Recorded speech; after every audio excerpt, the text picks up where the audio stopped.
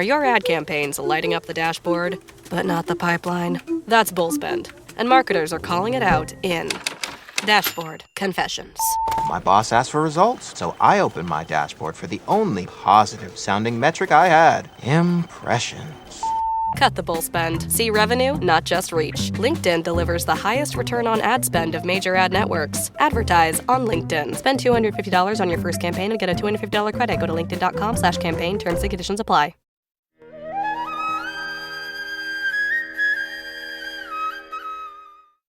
ठीक आहे, तर जीवनाचा हेतू काय आहे? तुम्ही त्यावर प्रकाश टाकू शकाल का? धन्यवाद.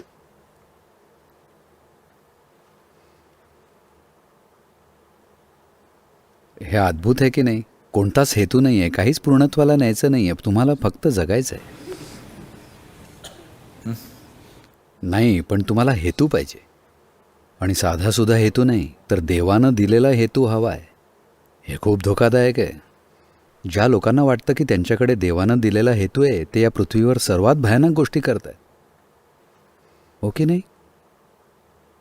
ते सगळ्यात भयानक गोष्टी करतायत आणि नेहमीच सगळ्यात भयानक गोष्टी करत आलेत. जेव्हा तुमच्याकडे देवानं दिलेला हेतू असतो, तेव्हा इथलं जीवन कमी महत्त्वाचं वाटतं तुमच्या हेतूपेक्षा. जीवन महत्त्वाचं आहे. जीवन महत्त्वाचं आहे. जेव्हा मी म्हणतो जीवन, मी तुमच्या कुटुंबाबद्दल, कामाबद्दल बोलत नाही आहे. तुम्ही काय करता, तुम्ही काय करत नाही, तुमच्या पार्ट्या, मी या गोष्टींना जीवन म्हणत नाही आहे. हे जीवन आहे, नाही का? जीवन तुमच्या आत आहे की तुमच्या आसपास? ही जीवनाची वातावरण निर्मिती. तुम्ही जीवनाच्या वातावरण निर्मितीला जीवन समजतात. तुमचं घर, तुमचं कुटुंब, तुमचं कार्यक्षेत्र, तुमची पार्टी, ही सगळी वातावरण निर्मिती आहे, जीवन नाही आहे, नाही का? हो की नाही? तुम्ही वातावरण निर्मितीला सत्य समजतात? नाही. जीवन महत्त्वाचं आहे. कारण ही एकमेव गोष्ट तुम्हाला माहिती आहे. दुसरं काही माहीत नाही. दुसरं काही माहिती आहे का? बाकी सगळ्या काल्पनिक गोष्टी आहेत, नाही का? एकच गोष्ट आहे की हे धडधडतं आहे आणि जिवंत आहे, आणि तेवढंच आहे. तर हे महत्त्वाचं आहे का? हे अत्यंत महत्त्वाचं आहे. तुम्ही एक व्यक्ती म्हणून नाही, ते महत्त्वाचं नाही आहे, पण तुम्ही जीवनाचा एक भाग म्हणून खूप महत्त्वाचा आहे. कारण तो सगळ्या गोष्टींचा आधार आहे. जेव्हा मी म्हणतो की तो सगळ्या गोष्टींचा आधार आहे, तुमच्यासाठी विश्व अस्तित्वात आहे कारण तुम्ही अस्तित्वात आहात, नाही का? हो की नाही? जग तुमच्यासाठी अस्तित्वात आहे फक्त तुम्ही अस्तित्वात आहात म्हणून, नाही तर तुमच्या अनुभवात हे अस्तित्वात नसेल. तर सगळ्या प्रकारे हे महत्त्वाचं आहे. तर ह्याचा हेतू नेमका काय आहे?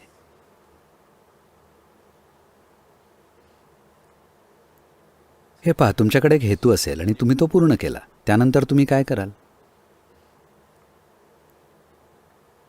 त्यानंतर तुम्ही काय कराल? कंटाळा येईल, नाही का? हे फक्त असं आहे की जीवन इतकं गुंतागुंतीचं आहे आणि इतक्या अद्भुतरित्या गुंतागुंतीचं आहे की तुम्ही त्याच्याकडे 1000 वर्ष जरी त्याकडे काळजीपूर्वक पाहिलं तरीही ते पूर्णपणे जाणू शकणार नाही. तुम्ही लाखो वर्ष जरी त्याकडे पाहिलं संपूर्ण एकाग्रतेनं, तरीही तुम्हाला पूर्णपणे ते कळणार नाही. ते असं आहे. त्याला काही अर्थ आहे का? जीवनाबद्दल सगळ्यात महत्त्वाची गोष्ट म्हणजे की त्याला कोणताच अर्थ नाही आहे. जीवनाचा हा सगळ्यात मोठा पैलू आहे की त्याला कोणताही अर्थ नाही आहे आणि त्याला कोणताही अर्थ असण्याची गरज नाही आहे. ही एखाद्या मनाची एक क्षुद्रता आहे की अर्थ शोधायचाच आहे. कारण मानसिकरित्या तुम्हाला वाटेल काहीसं दुरावल्यासारखं जीवनापासून. जर तुमच्याकडे हेतू आणि अर्थ नसेल तर लोक सतत खोटे हेतू तयार करण्याचा प्रयत्न करत असतात. आता ते छान आणि आनंदी होते, अचानक त्यांनी लग्न केलं, आता हेतू आहे दुसरी व्यक्ती, मग त्यांना मुलं होतात, आता ते एकमेकांमुळे दुःखी होतात, आणि आता मी हे सगळं दुःख सहन करण्याचा हेतू हा आहे की मुलं आहेत. Like this it goes on. अशा प्रकारे हे चालत राहतं. या अशा गोष्टी तुम्ही तयार करताय आणि त्यांना जीवनाचे हेतू म्हणून धरून ठेवताय. आणि देवानं दिलेला हेतू असतो का? देवाला माहितीच नसेल की तुम्ही अस्तित्वात आहात तर काय? नाही, मी फक्त विचारतोय, कदाचित.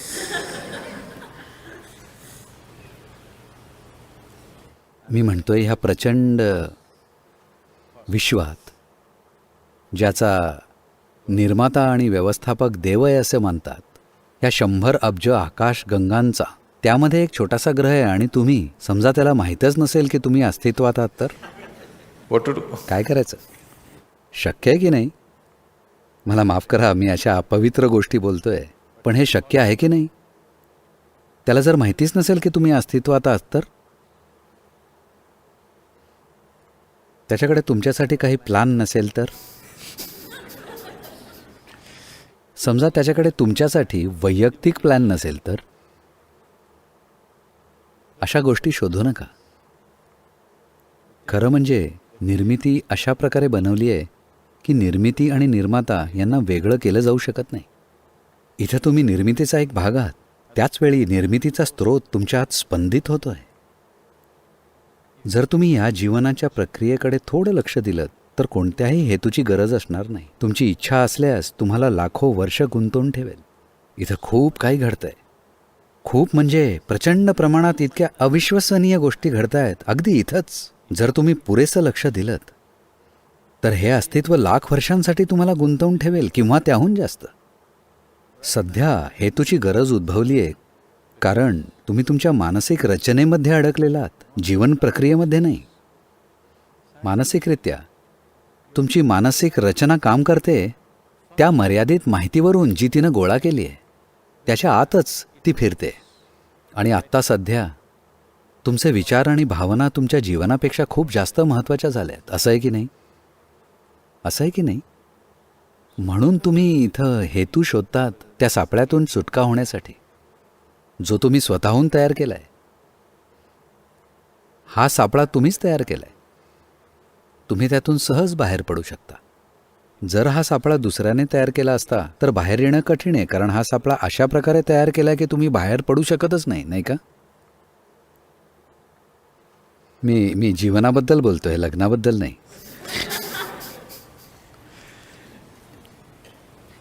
That's what.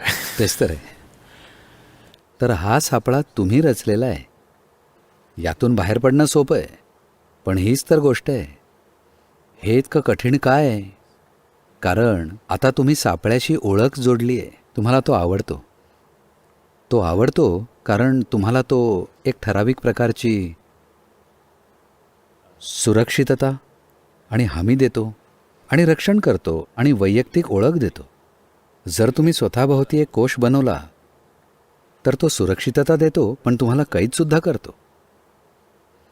स्वसंरक्षणाच्या भिंती या स्वतःच्या कैदेच्या भिंतीसुद्धा आहेत.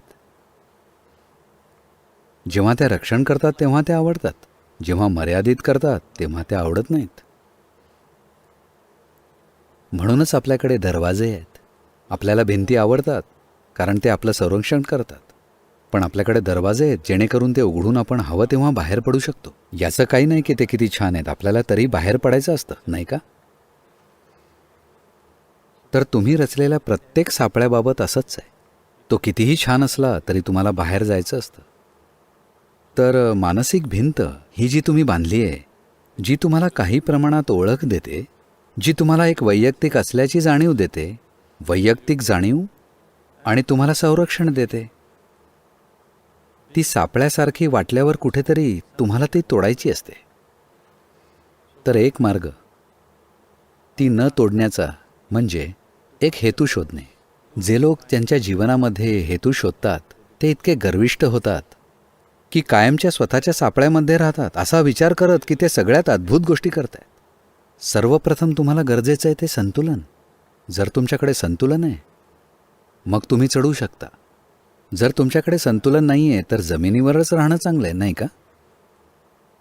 ज्यांच्याकडे संतुलन नाही आहे त्याने वर चढणं सुरक्षित नाही आहे. जमिनीच्या लगत राहणं उत्तम आहे, तुम्ही चढू नये. तर पहिली गोष्ट म्हणजे संतुलन प्रस्थापित करणं. मग तुम्ही मानसिक रचना नष्ट करता. तर मग ती अद्भुत गोष्ट आहे. जर तुम्ही संतुलनाशिवाय मानसिक रचना नष्ट करताय, जे आजकाल बरेच लोक करतायत, हे पहा, एखाद्याला दारू किंवा ड्रग्ज का घ्यायचं असतं? कारण ते तुमची मानसिक रचना सैल करतं आणि मुक्त असल्याचं भासवतं क्षणभरासाठी. But without the necessary balance. पण आवश्यक संतुलनाशिवाय तुम्ही संतुलनासाठी काम केलं नाहीये, पण तुम्हाला स्वातंत्र्य मिळालंय. संतुलनाशिवाय स्वातंत्र्य म्हणजे विनाश, अराजकता, नाही का? म्हणून पहिली गोष्ट म्हणजे संतुलनासाठी काम करणं, प्रचंड संतुलनाची जाणीव, जिथं तुम्ही तुमची मानसिक रचना जरी नष्ट केली तरी सहज जगू शकाल. तुमची मानसिक रचना नष्ट करणं ही एक महत्त्वाची प्रक्रिया आहे, कारण तोच तुमचा सापळा आहे. तीच तुमची सुरक्षितता आहे, स्थिरता आहे. त्याच वेळी तो तुमचा सापळा आहे. कारण भिंती उभ्या आहेत, तुम्हाला सुरक्षित वाटतंय, पण तो सापळासुद्धा आहे. जर तुम्ही सापळा नष्ट केला तर तुम्ही सुरक्षितताही नष्ट करता, नाही का? तुमच्या हेतूची जाणीवसुद्धा नष्ट करता, तुमच्यासाठी महत्त्वाची प्रत्येक गोष्ट नष्ट करता. त्यासाठी संतुलन गरजेचं आहे. संतुलनाशिवाय जर गोष्टी नष्ट केल्या तर वेडे व्हाल. पण हेतू शोधू नका, कारण जर तुम्ही हेतू शोधत असाल तर तुम्ही वेडेपणा शोधतात. तुम्हाला एखादा सापडला तर नक्कीच वेडे आहात. हो, तुम्हाला वाटतंय की जीवनाचा हेतू सापडलाय तर निश्चितच वेडे झालेला आहात. कारण फक्त वेड्या लोकांकडेच हेतू असतो, किंवा ज्यांच्याकडे हेतू आहे ते अनेक प्रकारे वेडे आहेत. या अशा गोष्टी आहेत ज्या तुम्ही मनामध्ये तयार करता आणि त्या खऱ्या मानता, नाही का? सध्या माझ्या देशासाठी लढणं हा माझा हेतू आहे. सध्या गरज असेल तर मी लढेन, हे पूर्णपणे जाणून की हा एक अनावश्यक रक्तरंजित लढा आहे. हो ना? मग तुम्ही जितकं आवश्यक आहे तितकंच लढाल. हा जर तुमचा हेतू बनला तर ज्या फालतू गोष्टींवर विश्वास ठेवता त्यासाठी संपूर्ण जग नष्ट करावंसं वाटेल, नाही का? काही गोष्टींची गरज असते, आपण त्या करू. पूर्ण समर्पित होऊन करू. दुसरा कोणताही हेतू नाही आहे. जीवनाचा हेतू जगणं आहे, पूर्णपणे जगणं. पूर्णपणे जगणं म्हणजे दररोज पार्टी करणं नव्हे. पूर्णपणे जगणं म्हणजे तुम्ही मरून पडण्याआधी जीवनाचा प्रत्येक पैलू शोधला गेलाय. शोधण्यासाठी काही राहिलं नाहीये, हो ना? मरून पडण्यापूर्वी तुम्ही विश्वाचा शोध जरी घेतला नाही तर किमान जीवनाचा हा भाग तुम्ही संपूर्णपणे जाणून घेतला पाहिजे. स्वतःसाठी एवढं केलं पाहिजे, नाही का? हेच संपूर्णपणे जगणं आहे. म्हणजे तुम्ही याचा पूर्ण अनुभव घेता, हे काय आहे त्याच्या सर्व पैलूंचा. तुम्ही काहीच सोडलं नाही आहे. तुम्ही फक्त इतकंच करा. याला बराच वेळ लागेल. हा तुमच्यासाठी पुरेसा चांगला हेतू आहे.